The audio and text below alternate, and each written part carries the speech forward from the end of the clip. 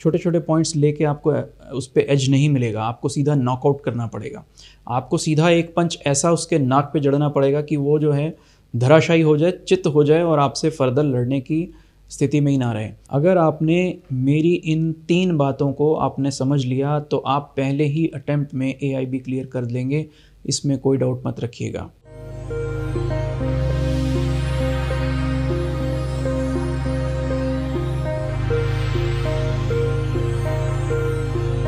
नमस्कार, क्या कहता है कानून एजुकेशनल सीरीज़ में आप सभी का एक बार फिर से स्वागत है।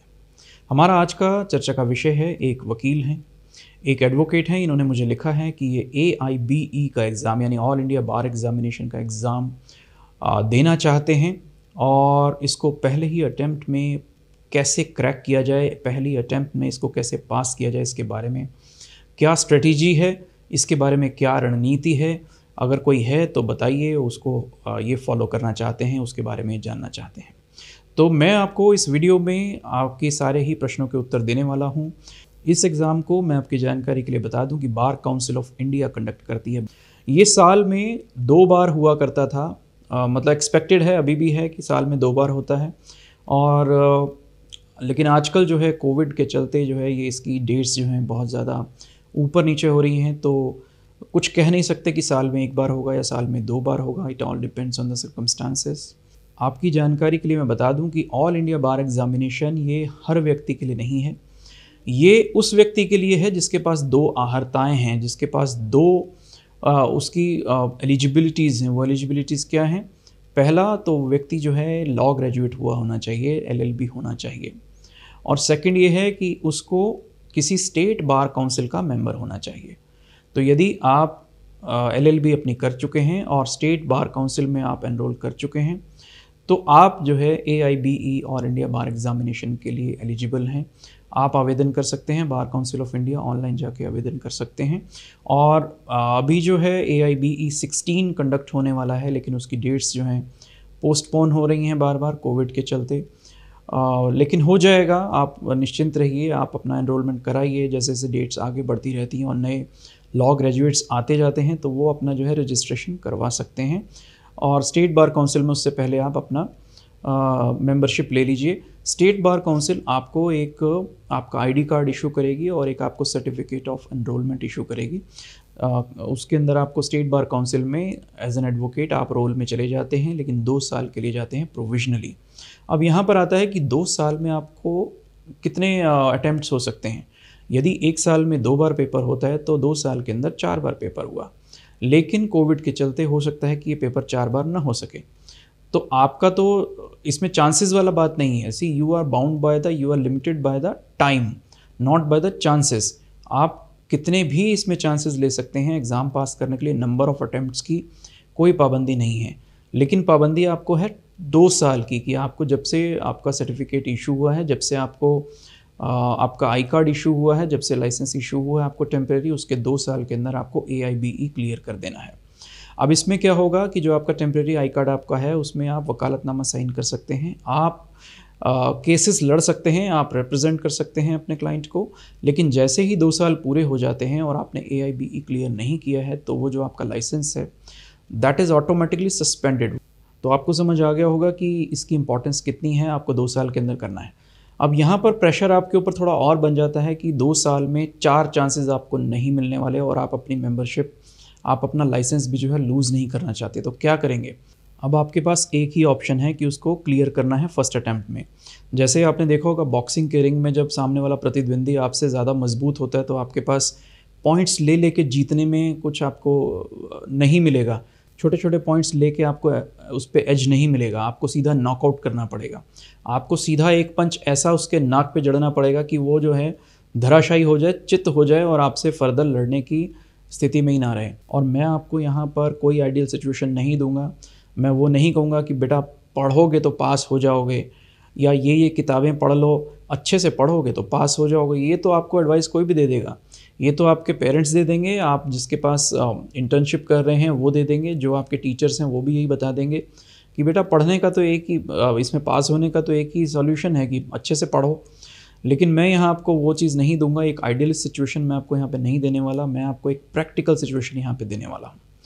अब आपको जो मैं बता रहा हूँ चीज़ें वो देख लीजिए। यहाँ पर क्वेश्चन पेपर में AIB 16 का एक सिलेबस आएगा, वो सिलेबस आप देख लीजिएगा।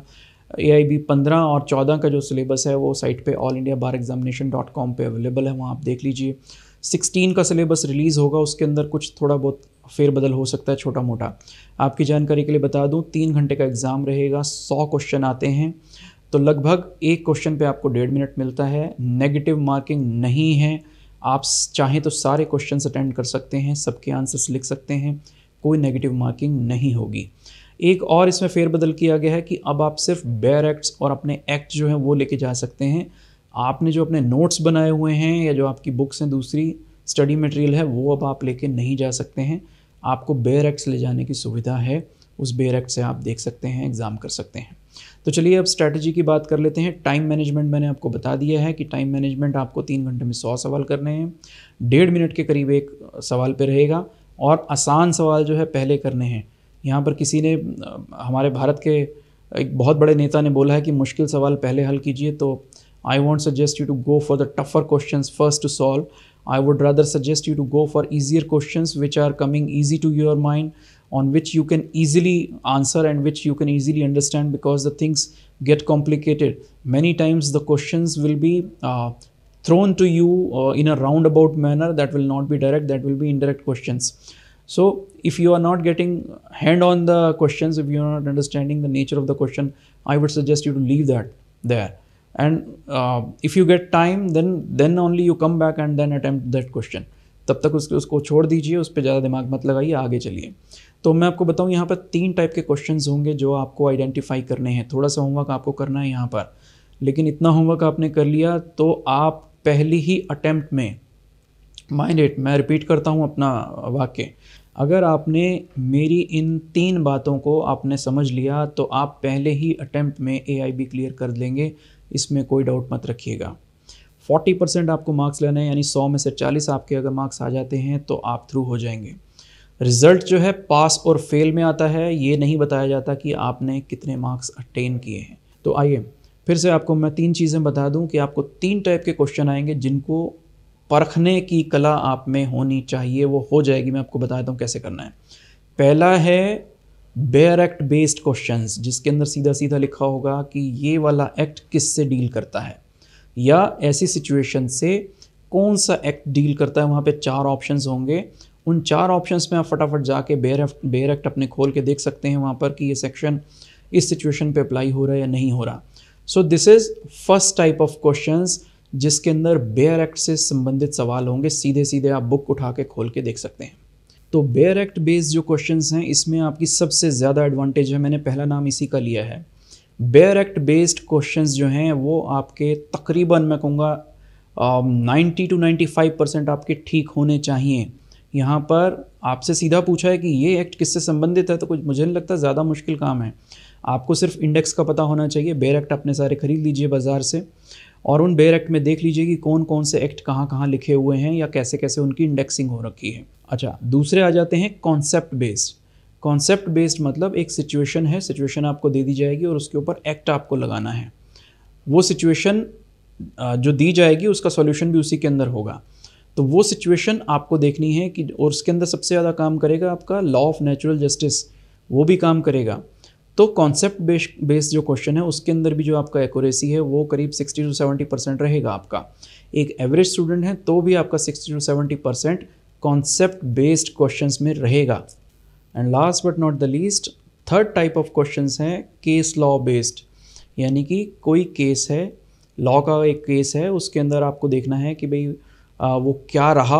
अभी हाल ही में कुछ जजमेंट्स आई होंगी, कुछ पिछले 3-4 साल में कोई ऐसे केसेस होंगे जो कि बहुत ज़्यादा चर्चा में रहे होंगे, उस केस के बारे में आपसे पूछा जा सकता है, या कुछ पुराने ऐसे केसेस हैं उनके बारे में पूछा जा सकता है, जैसे केशवानंद भारती का केस है। तो ऐसे ऐसे जो केसेस हैं वो आपको देखने पड़ेंगे, और मुझे नहीं लगता कि बहुत ज़्यादा स्टूडेंट्स जो हैं इसके अंदर कंफर्टेबल होंगे। अब मैं इसको थर्ड पे इसलिए रख रहा हूँ क्योंकि इसमें से आपसे बहुत ज़्यादा उम्मीद नहीं की जा सकती until unless the case is very famous, and उस केस को आपने अपनी स्टडी के दौरान, अपनी LLB के दौरान पढ़ा हो, और आप अक्सर उन केसेस को रेफ़र करते हो अपने प्रेजेंट केसेस में, तब तक आपको ये जो थर्ड टाइप ऑफ क्वेश्चंस हैं केस लॉ बेस्ड क्वेश्चन जो हैं वो ज़्यादा हेल्प नहीं करने वाले। तो आपको पहले दो टाइप के क्वेश्चंस पे ज़्यादा रिलाई करना है, उनमें से ज़्यादा आपको आउटकम मिलेगा। पहला बेयर एक्ट बेस्ड क्वेश्चंस, दूसरा कॉन्सेप्ट बेस्ड और तीसरा केस लॉ बेस्ड। अब आपने क्या करना है, इन क्वेश्चंस को अब वहाँ पे छांटने मत बैठ जाइएगा कि कौन सा क्वेश्चन कैसा है, वो आपको देख के पता चल जाएगा। जब आपको एक्ट लिखा होगा तो आप एक्ट देख लीजिएगा, जब आपको कोई केस के बारे में पूछा होगा तो आपको पता चल जाएगा वो केस लॉ का है, जब आपसे कोई कॉन्सेप्ट से रिलेटेड क्वेश्चन पूछा जाएगा आपको पता चल जाएगा वो कॉन्सेप्ट से रिलेटेड है। तो आपने जो है उनके आंसर लिखने शुरू कर देने हैं, और इसके बाद जो रह जाते हैं आपसे उस पर ज़्यादा दिमाग ना मारते हुए, अब जब टाइम आपके पास बच गया है तो आप वापस जाइए, उसे ध्यान से देखिए और फिर अपना जो है एक माइंड लगाइए। एक जो मैं कहूँगा कि एक एडवोकेट का माइंड होता है जो लॉ ऑफ नेचुरल जस्टिस वाला है, वो लगा के देखिए, उसमें से शायद आपको कुछ मिले that will help you out और डिसाइड करने के लिए। तो मुझे लगता है कि आपका फर्स्ट अटेम्प्ट में ही जो एग्ज़ाम है ये क्रैक हो जाएगा, फर्स्ट अटेम्प्ट में ही आप AIBE क्लियर कर पाएंगे। और ज़्यादातर जो क्वेश्चन है मैं आपको बता देता हूँ कहाँ से आने वाले हैं। IPC बेयर एक्ट ले जाइए और CRPC बेयर एक्ट ले जाइए, CPC आप ले जाइए बेयर एक्ट, एविडेंस एक्ट ले जाइए, एडवोकेट एक्ट ले जाइए, टॉर्ट का अपने साथ ले जाइए, कंपनीज लॉ ले जाइए और एनवायरनमेंट लॉ ले जाइए, IT का कुछ ले जाइए, कॉन्स्टिट्यूशनल लॉ के बेयर एक्ट ले जाइए। तो यहाँ पर मुझे लगता है कि ये काफ़ी होंगे, इनसे आपको बहुत ज़्यादा मदद मिल जाएगी। ऑलमोस्ट 70 to 80% जो आपका एग्ज़ाम है वो इन्हीं बेयर एक्ट्स में जो है कवर हो जाएगा। And I wish you all the best for your AIB 16 and further AIBEs। ये जो है एक ओपन बुक एग्ज़ाम है AIBE का, तो आप इसके अंदर ये देख लें ओपन बुक एग्ज़ाम होने के बावजूद इसको एग्ज़ाम रखा क्यों है, what is the very purpose of conducting this type of exams. इस एग्ज़ाम को कंडक्ट कराने का जो पर्पस है वो यही है कि how much conversion you are with the bare acts, with the acts, with the laws, and whether you have the capacity, whether you have the ability to apply it in the cases। आप अपने cases में in laws को, इन acts को apply कर सकते हैं क्या, आप में वो समझ है या नहीं है, वो एक्यूटनेस, वो शार्पनेस वो है या नहीं है। बस इतना ही टेस्ट करना है। आपकी नॉलेज LLB में टेस्ट हो चुकी है, that you have cleared. So here is not the question of testing your knowledge, it is the application of your knowledge, it is the application of the constitution, it is the application of acts, it is the application of CRPC, IPC and various acts, various laws into the practical arena। तो आप इसको practicality में इसको ला सकते हैं नहीं, इसी बात का टेस्ट है। So for that you will have to turn the pages of acts, turn the pages of books of laws. So ये उसी की कवायद है, ये उसी की प्रैक्टिस है। So I wish all the aspirants of AIBE all the best, and I wish that you must clear AIBE in your first attempt after seeing this video। and even if you are having some doubts, अगर आपको अभी भी लगता है कुछ doubts हैं, आप कुछ और जानना चाहते हैं AIBE के बारे में, तो मुझे कमेंट बॉक्स में लिख सकते हैं। मैं वीडियो के माध्यम से या कमेंट में ही आपको आपके प्रश्नों के उत्तर देने का प्रयास करूँगा। तो चलिए मिलते हैं आपको एक नई समस्या और एक नए समाधान के साथ, एक नए प्रश्न और उसके नए उत्तर के साथ अपने अगले वीडियो में।